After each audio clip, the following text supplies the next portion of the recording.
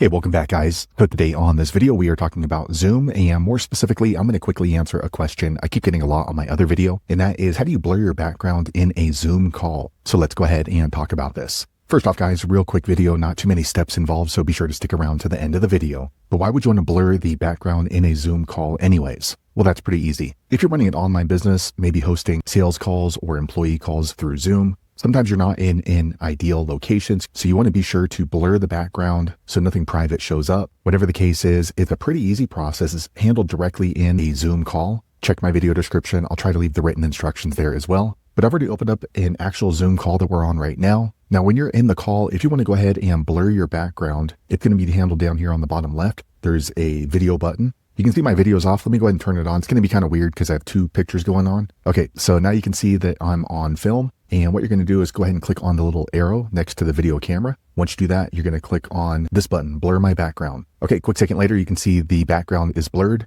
but you can also customize this a little bit if you want. So just click right here on the arrow once again. And instead of blur my background, click on adjust background and effects. All right, once you do that, you can go ahead and choose to blur, or you can go ahead and add in one of these fake backgrounds right here, like San Francisco, or maybe the universe right there. So there you have it, guys. If you're wondering how to blur your background in a Zoom call, that's the easiest way I know how to do it. If you know an easier way, be sure to leave a comment below. Let the rest of us know how you did it. Hopefully you found that video useful. If so, click thumbs up, or maybe consider subscribing to my channel, and I hope to see you on the next video. Thanks again for watching.